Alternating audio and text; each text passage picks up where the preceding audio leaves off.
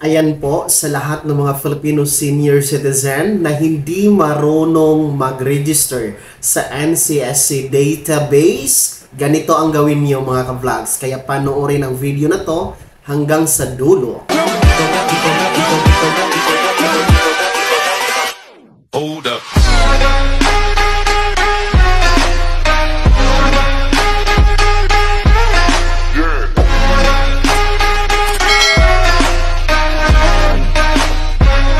Hello mga ka-vlogs! Welcome dito sa aking YouTube channel. Magandang araw sa lahat ng ating mga manonood saan mang dako sa mundo, lalong-lalo pa ang ating mga senior citizens sapagkat ngayon po ay ituturo ko sa inyo kung paano kayo mas mabilis, mas mapadali ang pagpa-register ng inyong registration dyan sa NCSC database. Bago yan, atin munang inaanyayahan ang mga hindi pa nakasubscribe dito sa aking YouTube channel, lalong-lalo pa yung mga bago. Abay, i-click nyo na po ang ating subscribe button na nasa baba at huwag kaligtaan na i-turn on ang notification bell, ilagay niyo sa all para naman updated kayo sa lahat ng mga videos na i-upload ko.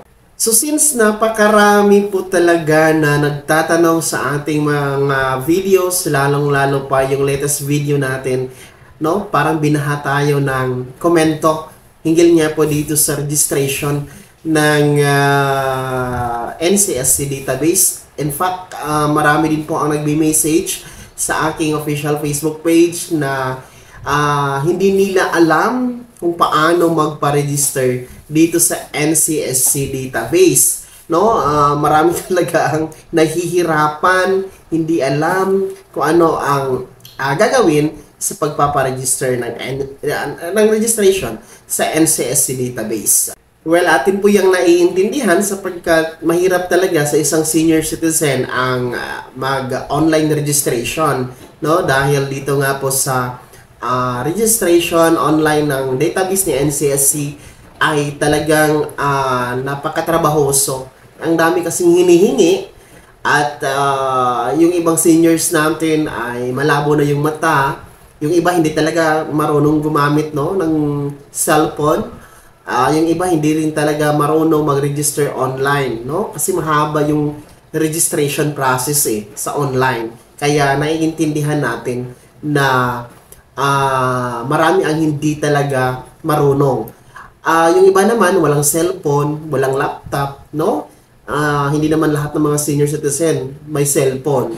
Lalong-lalo pa yung mga nasa liblib na lugar, malalayang probinsya, no? Bibihira ang merong cellphone na ating mga senior citizen. Kaya naman po, ituturo ko sa inyo kung paano kayo makapag-register kahit wala kayong cellphone, kahit wala kayong internet, pwede po ito mga ka-vlogs, no? Kaya makinig po kayong mabuti. Bago natin yan tatalakayin isa-isa, no? Itong sasabihin ko na alternatibong paraan paano kayo makaregister sa NCSC database. Para sa mga hindi pa nakakaalam, ano itong NCSC database, ang NCSC po is stands for National Commission of Senior Citizen. So, NCSC. Actually, bago pa lamang ang NCSC na agency. Ang NCSC is nasa ilalim ng Office of the President. So, ang chairman po ng NCSC is si Attorney Franklin Quijano. And kaya po itinatag itong NCSC sapagkat nais po ng gobyerno na ihiwalay na po ang pangangalaga sa benepisyo ng senior citizen mula sa DSWD. Kasi sa ngayon, ang DSWD po ang namamahala sa mga benepisyo ng senior citizens. So, since si DSWD napakarami niyang hinahawakan ng mga responsibilidad, ay nais ng gobyerno na ihiwalay, no? Magkaroon ng sariling pamamahala itong mga senior citizen. Kaya nga po na itatag itong NCSC database mga ka-vlog. So, sinasabi po ng batas, kailangan pong magkakaroon ng transition or pagsasalin ng pamamahala mula DSWD to NCSC, no? 4 to 5 years simula nang may tatag po itong NCSC. Kaya nalalapit na po talaga ang pagkakaroon ng transition ng DSWD to NCSC. Kaya nga, naitatag itong website ni NCSC, nagkaroon po ng database, no? At lahat po ng senior citizen ay kailangang mag-register dito mga ka-vlogs. No? Sinasabi nating lahat sapagkat wala na itong pili.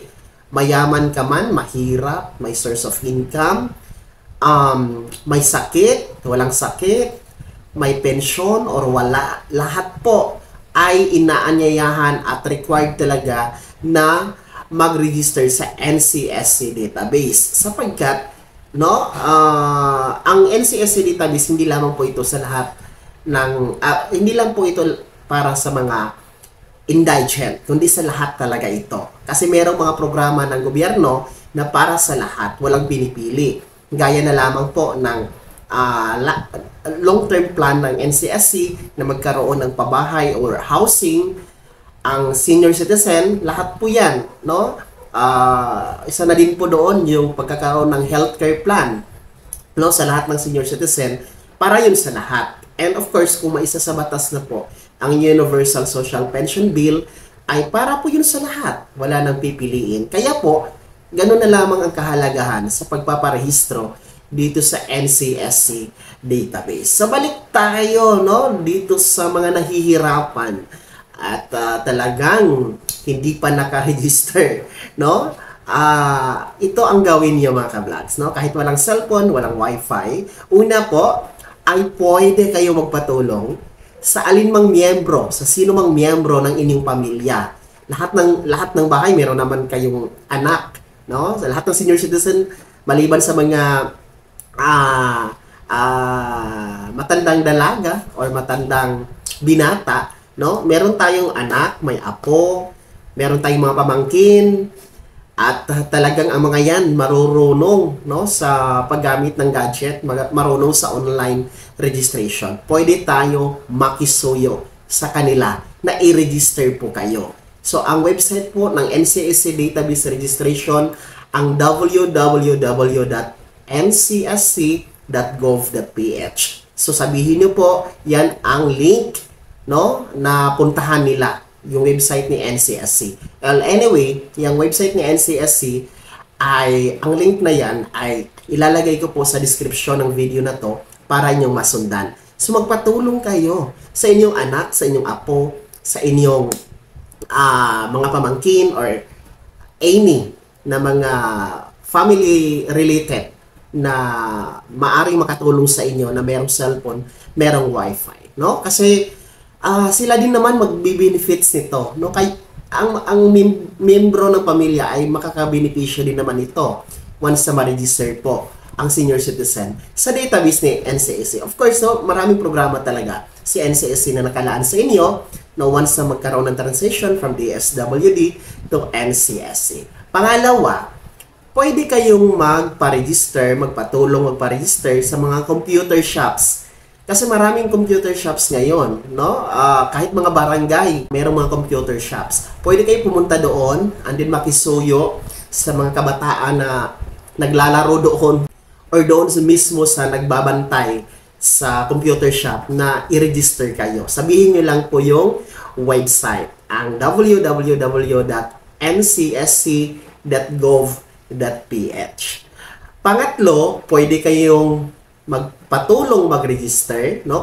Kung wala talaga kayong pamilya, no? Kung hindi kayo natutulungan ng inyong anak, apo, hindi kayo natulungan sa computer shops, pwede kayo pumunta sa OSCA office, no? Or yung mga barangay na senior citizen organization, pwede kayong magtulungan, no, na magpa-register, no? Puntahan nyo po yung senior citizen president nyo sa inyong barangay or sa OSCA office sa LGU nyo, pumunta kayo doon, magpatulong kayo na irehistro kayo sa database ni NCSC. So yun mga ka-vlogs, mga ano lang yun ha, option, at talagang epektibo iyon. Maraming senior citizen ang ginawa yon, no, narehistrado na ngayon. So sundin nyo lamang yon para hindi po magkamali yung registration nyo. Of course, talagang mapasok yung inyong personal information sa database ni NCSC. Kahit po rehistrado na kayo sa OSCA, sa DSWD, kahit nagpe-pension na kayo ngayon sa social pension, ay required pa rin kayong mag-register kasi meron pong mga necessary information ang hinihingi po ng database ni NCSC na wala po doon sa OSCA. So kaya nga po lahat required mag-register sa NCSC database. Sa ngayon po, nasa mahigit 5 million na po ang nakarehistro sa database at hindi pa ito nangangalahati sapagkat nasa 12 milyon po ang tinatayang bilang ng mga senior citizen. Ayon po yan sa NCSC at sa PSA mga kablogs. So, register na kayo, no? Magpatulong kayo mga kablogs na marehistro sapagkat dyan po ibabase ni NCSC ang pagbibigay po ng ayuda, ng pensyon, iba pang mga benepisyo ng ating mga senior citizen sa mga nakarehistro lamang sa database. So ayun ha, sa mga nagkomento, nagtatanong sa ating mga videos, no? Actually hindi ko na talaga kayo ma-replyan isa-isa mga kablogs. Sa sobrang dami niyo, hindi ko kaya. Mag-isa lang ako, wala akong assistant na magre-reply. So sundin nyo lamang yung advice natin, yung option na diniscuss natin, yung 3 option, mga kablogs. So, pasensya na talaga na hindi ko kayo ma-replyan isa-isa sa inyong mga komento dahil gustuhin ko man, actually, nababasa ko siya, no? Kaso, hindi ko talaga kaya lahat ma-replyan.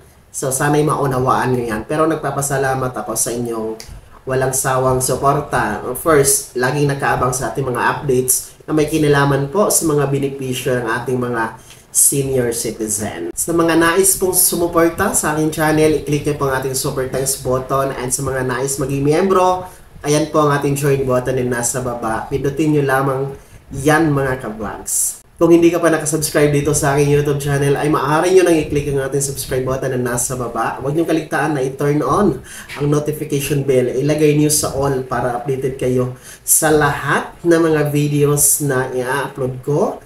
Maaari mo ding i-like ang video na to at kung meron ka pang mga katanungan ay maaari nyo i-komento sa comment section na nasa baba. At paki-follow na din po ang aking official Facebook page na nasa screen nyo.